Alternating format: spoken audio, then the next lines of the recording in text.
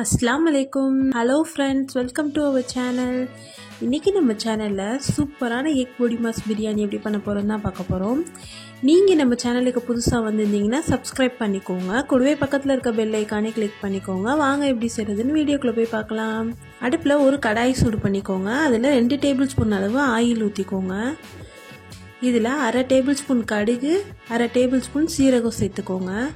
2 பெரிய வெங்காயத்தை சின்ன சின்னதாக கட் பண்ணி அதையும் உள்ளே சேர்த்துக்கலாம். இது கூட ஒரு பச்சை மிளகாயை சின்னதாக கட் பண்ணி அதையும் எடுத்து உள்ளே சேர்த்துக்கோங்க.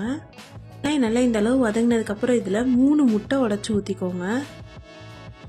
இது கூட தேவையான அளவு உப்பு, 1/2 டேபிள் ஸ்பூன் மஞ்சத்தூள், 1/2 டேபிள் ஸ்பூன் மிளகுத்தூள், 1/2 டேபிள் ஸ்பூன் மிளகாய்த்தூள் சேர்த்துக்கோங்க.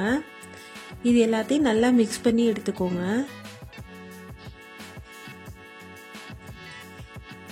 நல்லா இந்த மாதிரி குக் பண்ணி எடுத்துக்கோங்க. பாருங்க, முட்டை நல்லா இந்த அளவு குக் ஆனதுக்கப்புறம் நம்ம இப்போ இதை எடுத்து வச்சிடலாம். நெக்ஸ்ட் ஸ்டவ்வில் ஒரு கடாய் சூடு பண்ணிக்கோங்க. அதில் 2 டேபிள் ஸ்பூன் அளவுக்கு ஆயில் ஊற்றிக்கோங்க. அதில் 2 பட்டை, 2 கிராம்பு, ஒரு பிரியாணி இலை சேர்த்துக்கோங்க. 2 பெரிய வெங்காயத்தை நீள நீளமாக கட் பண்ணி அதையும் உள்ளே சேர்த்துக்கோங்க. இது எல்லாத்தையும் ஒரு 3 மினிட்ஸ் நல்லா வதக்கி விட்டு எடுத்துக்கோங்க. பாருங்கள், வெங்காயம் நல்லா இந்த அளவு வதங்கினதுக்கப்புறம் இதில் 1 டேபிள் ஸ்பூன் அளவுக்கு இஞ்சி பூண்டு பேஸ்ட்டு சேர்த்துக்கோங்க. சேர்த்து இதையும் நல்லா மிக்ஸ் பண்ணி விட்டுருங்க. 2 மீடியம் சைஸ் தக்காளியை இந்த மாதிரி கட் பண்ணி அதையும் உள்ளே சேர்த்துக்கோங்க. இது கூட ஒரு கை பச்சை பட்டாணி, தேவையான அளவு உப்பு சேர்த்துருங்க.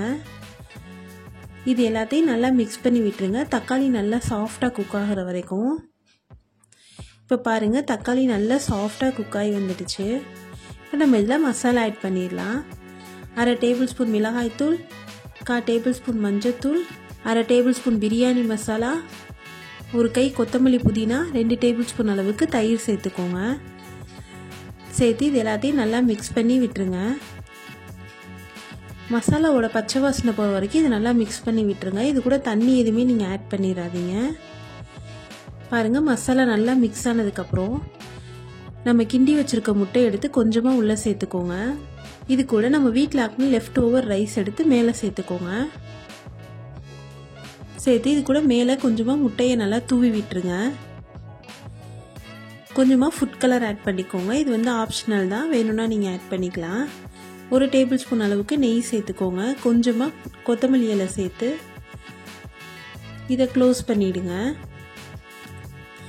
ஒரு 5 மினிட்ஸ் அப்படியே இருக்கட்டும். பாருங்கள், 5 மினிட்ஸ் கழிச்சு பார்த்தீங்கன்னா நம்மளோட சூப்பரான எக் பொடி மாஸ் பிரியாணி ரெடி ஆயிடுச்சு. இது நீங்கள் ரொம்ப ஈஸியாகவே உங்கள் வீட்டில் பண்ணிடலாம். டேஸ்ட் ரொம்பவே சூப்பராக இருந்துச்சு. நீங்கள் இதை கண்டிப்பாக உங்கள் வீட்டில் ட்ரை பண்ணி பாருங்கள்.